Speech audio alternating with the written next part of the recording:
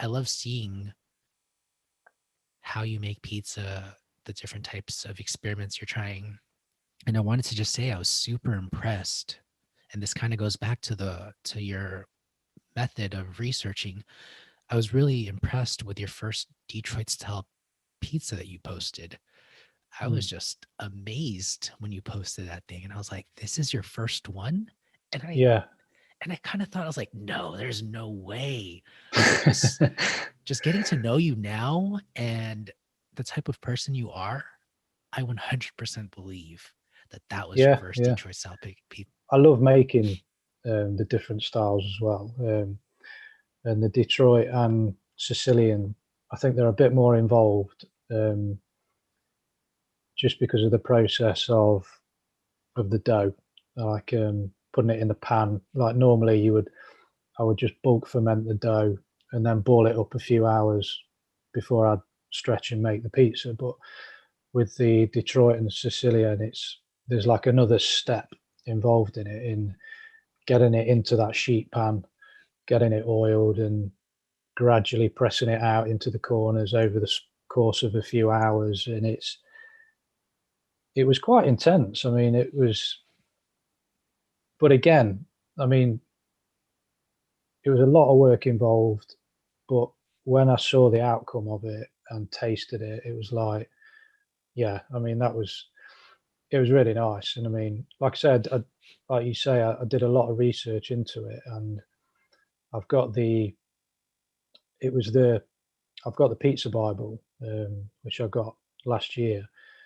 I mean, I forgot, I've lost count of the amount of times I've read through that. I mean, it's amazing. And I remember I got to the page where he did his Detroit Red Top, and the photo on that page is just, I was like, wow, I'm making that. Like that's and and yeah, and then I just, like I say, I just reached out to other people that I know were good at it.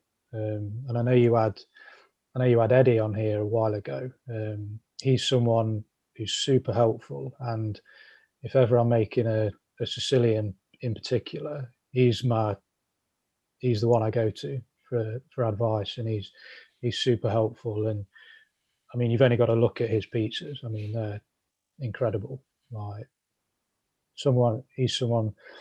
The Sicilian side of it is someone I really look up to. I mean, even even his photography style.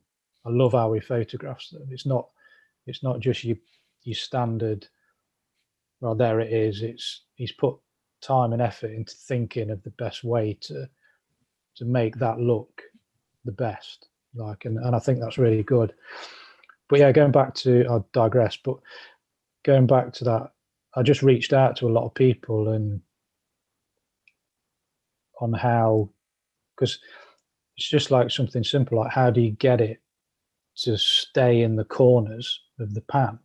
I mean, that sounds really simple, but it's not. Like it, you have to gradually move the dough into the corners. And I remember picking up this tip from someone where once you've got it into the corners, you actually hook it. You pick it up and hook it around the corners of the pan and leave it for like 2 minutes. And then when you take it off, and it will just relax and fall right in, and you get that crisp corner, which you obviously want in a Detroit style. Um, and that was just through reaching out to people and saying, "Look, how do you do this?" And reading books and watching videos. And but then, yeah, I mean that. I remember when. I mean, it's always an amazing moment when you take that pizza out the oven and you know straight away whether it's a good one. And that feeling that you get when it is a good one, I mean, it's great. I mean, I love it. I mean, and I remember that Detroit Red Top that you mentioned, and when I took that out of the pan and laid it on the display board, I was just like, yeah, I'm pleased with that. uh, if you're not watching this, on video. You have to, because that was the selling point of like pizza makers, long for that moment, or like, heck yeah, Yeah, that's it.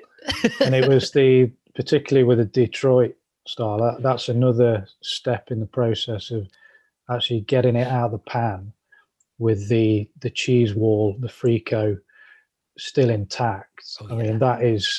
that is a job in itself. I mean, I remember going around it with a little spatula, like prizing it, prizing it away millimeter by millimeter, and then you get to the. I got to the corner. I was like, oh, what do I do now? Like, and I was like, but but again, that took like just taking your time with it and making sure you're really delicate and careful, and then the end result when you see it there, and it just that makes it all worthwhile.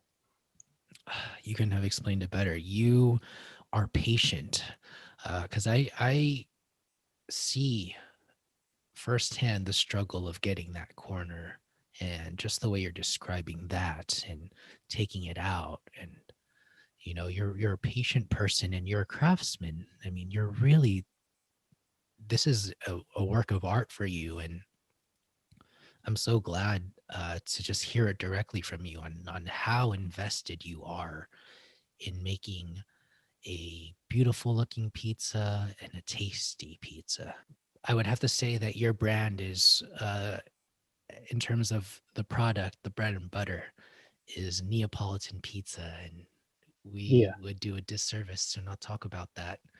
I think, is it just because you had the Ooni and that's what it's known for, to make Neapolitan pizzas? Is that why you revolve towards that style more?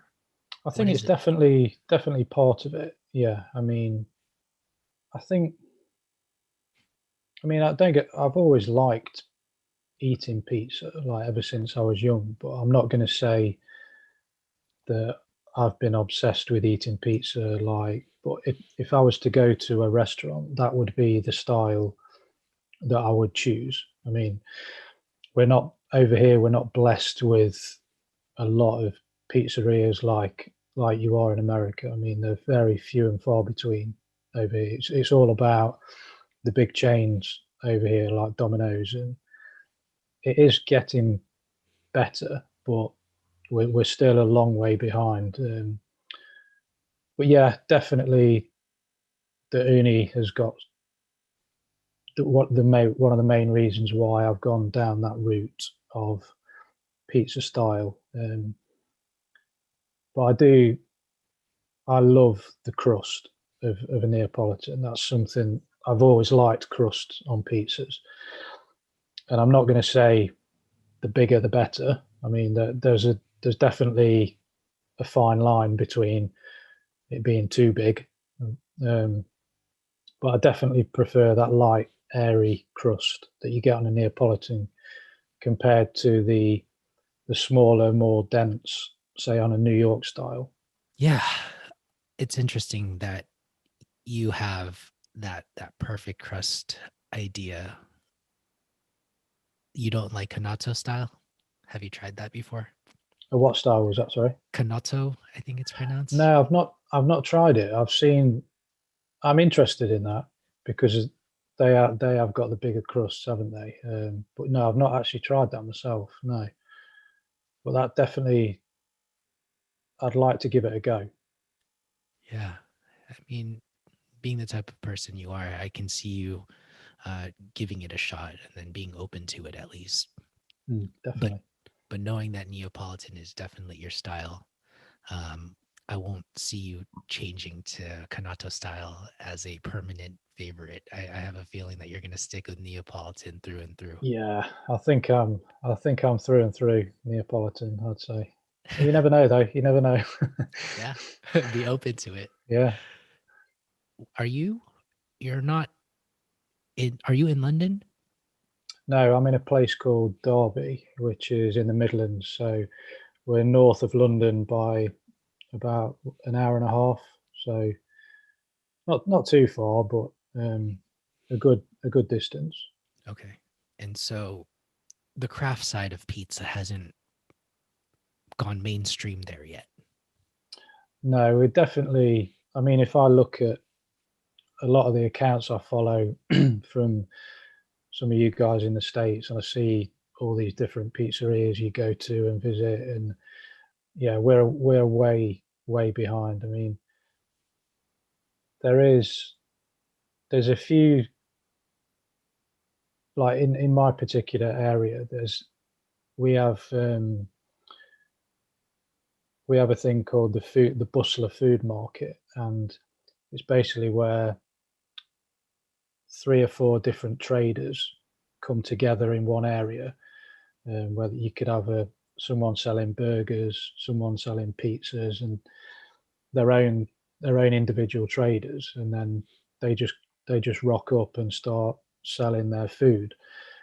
If you want a decent pizza, you'd probably go to somewhere like that rather than a proper restaurant. So we don't really. There's one not long opened. I think it was last year where I live, called Honest Pizza, which they're starting to make a good name for themselves. And I can see them doing well, especially once COVID is a thing of the past, because obviously they're struggling at the minute, like everyone else. But I think if they can survive this, I can see them hopefully being the first of many pizzerias opening up, because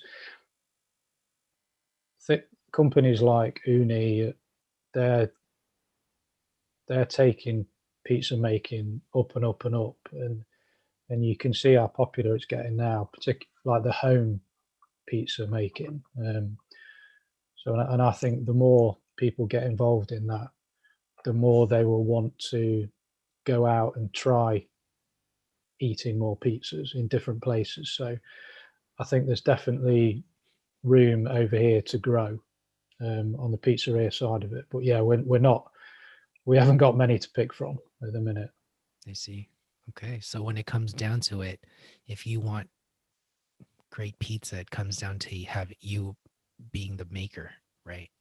Yeah, I think so at the minute. Yeah, like I say, there's one or two places that you could go and get a good pizza now. But other than that, it's yeah. I mean, it's funny, really. I mean, in the last 10 months, we've not had a pizza anywhere other than at home, and it was strange. Not long ago, we were clearing out the freezer, and I found an old frozen pizza in the back of the freezer, and I was like, God, what? How long's this been here? Like, this has been here months and months and months, and we ended up just throwing it out because obviously. But yeah, we only eat pizzas at home now, really, because it's become like a weekly tradition. Like every weekend is we'll have a pizza night, and I'm really excited when COVID is behind us and lockdown is gone. We can start having friends and family over, because that's something we've not been able to do yet because of the pandemic. It's we only There's only three of us that are eating together all the time. So I can't wait to start having family and friends over and just knocking loads of pizzas out every night. And yeah, it's going to be great. That sounds like a great thing to look forward to. And I'm sure you're excited to show off some of your dessert pizzas because Oh yeah, I know you got yeah. a sweet tooth. Oh definitely, yeah, yeah. Talk to me about that, and maybe because we're close on time, talk to me about I want to know also about the random pizza topping challenge. Oh yeah, They seem to go hand in hand a bit. yeah. So uh, first off, I'll say about the dessert pizzas. Yeah, I mean, I've had a sweet tooth ever since I was a kid, and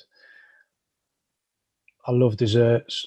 I love pizzas. So put them together, and that's what you get. And I remember a couple of years ago, me and my wife went for a pizza in this restaurant that's now closed, and they had a dessert pizza on the menu, which was topped with Nutella, marshmallows, other types of sweets, and I had that, and I was like blown away by it. It was so good, and I remember when I got my uni, I was really keen to start making dessert pizzas as well.